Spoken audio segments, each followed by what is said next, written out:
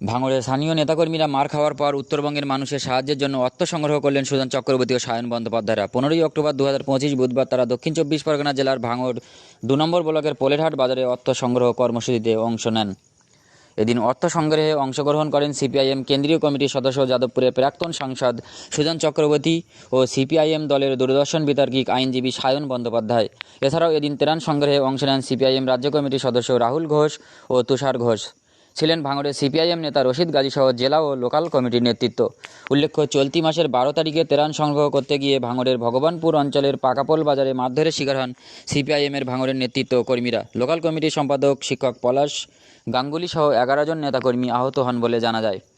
CPIM নেতৃত্ববৃন্দ হামলার জন্য শাসক দল তৃণমূলকে দায়ী করেন। ভগবানপুর অঞ্চলের তৃণমূল নেতা তথা ভাঙড় 2 পঞ্চায়েত সমিতির ভূমি কর্মাধ্যক্ষ খায়রুল ইসলামের অনুগামীরা হামলা চালায় বলে অভিযোগ করেন সিপিআইএম। পাকাপোল বাজারে আপনাদের পার্টি কি কোনো প্রতিবাদ কর্মসূচি গ্রহণ করবে? পাকাপোল বাজারে আমাদের কর্মীদের উপরে আক্রমণ হয়েছে, সেই কারণেই আমরা আজকে এই একই চত্বরে পোলেরহাটে পাশের বাজার আমাদের কালেকশনের প্রোগ্রাম ছিল। আমরা সবাই নেতারা সেখানে এসে হাজির হয়েছি।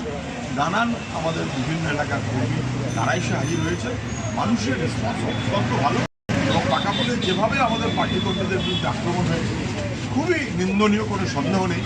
ত্রাণ সংগ্রহ করতে হয়েছে আমাদের মুখ্যমন্ত্রী পার্টি, উনি কি উত্তরবঙ্গে যাচ্ছেন সরকারের পয়সায় আমি জানি। ত্রাণ করতে এসে তৃণমূলের কাছে আমাদের কর্মীরা আক্রান্ত হয়েছে, এর প্রতিবাদ আমরা করি। ওই অঞ্চলের নেতা খয়রুল ইসলাম যেমন আপনাদের পার্টির মারধরের অভিযোগে যুক্ত। এর আগে একটা খেলার মাঠে এক শিক্ষককে মারধরে যুক্ত হয়েছিলেন। তো এই যে তার যে দুষ্কৃতি কার্যকলাপ, তো পুলিশ প্রশাসন কোনো তার নিয়ন্ত্রণ করতে পারছে না কেন, কি বলবেন? তৃণমূলের কোন নেতা বেশি না, তৃণমূল আমাদের প্রশ্ন দিচ্ছে চলে যাবে কিনা, ঠান্ডা কার কোথায় পোষাবে, আমি আলোচনার মধ্যে যাচ্ছি না। কিন্তু তৃণমূলের নেতারা দুষ্কৃতি কাজে এত যুক্ত হচ্ছেন কেন? তৃণমূলের নেতারা দেখছে না কেন এত দুষ্কৃতি কাজ, এত জল্লাদের মতন কাণ্ড, এত দুষ্কৃতির মতন লুঠেরাদের মতন কারবার কেন করছে?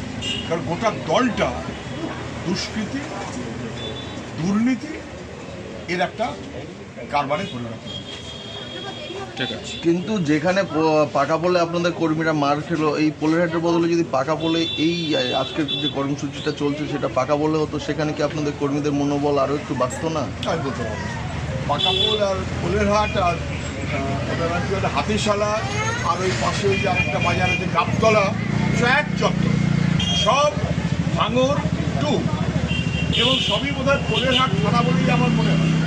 এই চত্বরে আজকে প্রতিবাদে আমাদের কর্মীরা সামিল হয়েছে। আরও বড় প্রতিবাদ আমরা করব।